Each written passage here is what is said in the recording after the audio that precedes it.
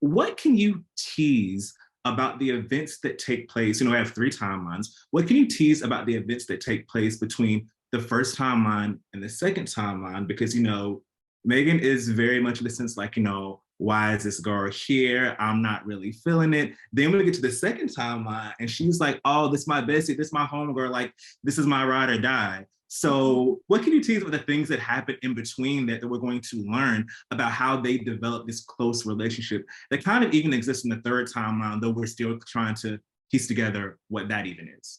Absolutely. I think that the transition from the first timeline to the second timeline is all about the building of relationships, the building of the relationship between Megan and Isabella, and also the change and the growth in the relationship between Megan and Luke. I think Isabella coming to town really threw Megan for a loop.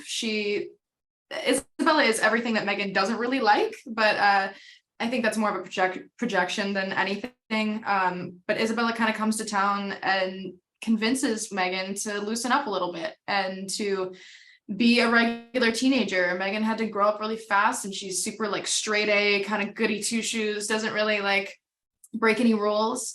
So that's very different from Isabella, and Lexi plays it so great, and she kind of comes in with this like amazing charismatic energy that is really exciting and intriguing to everybody, but Megan's not so sure at first, and then we kind of see how that changes. Isabella, she really, you can tell that she values friendships, but specifically also strong, healthy female friendships. And when she comes to Chatham, I think she sees that in Megan. She sees, this space where she can really build a friendship with her, and not even just a friendship, but also it turns into kind of like a sisterhood.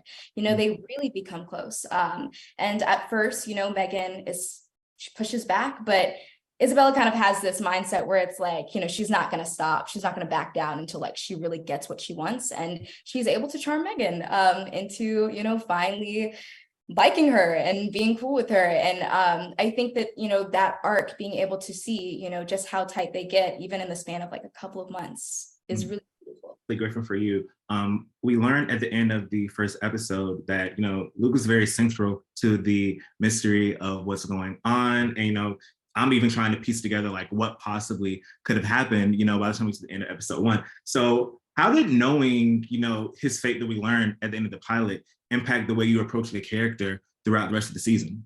Great question. Honestly, one of the main things for me is knowing that Luke was gonna meet an untimely fate.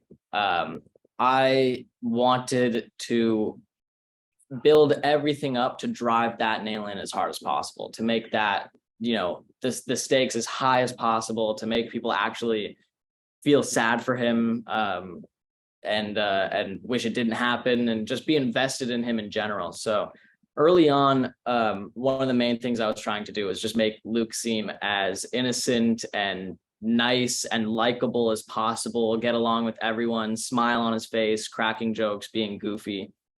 I just wanted people to actually like him so that at the end they would miss him. They wouldn't be like, oh, well, he had it coming, Yeah. And as we get further and further into the season, what's I think is so interesting about Luke is you get to see how flawed he is as a person, and all of the intricate things that make him, good and bad. And you get to, it leaves you questioning a lot.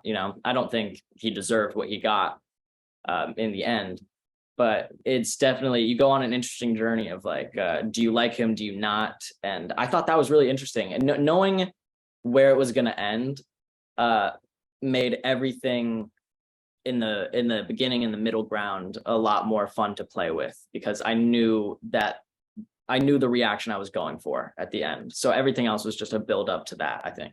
Well, thank you three so much for chatting with me. I cannot wait to check out the rest of the season, and I hope you all enjoy the rest of your day. Thank you so much. You too, man.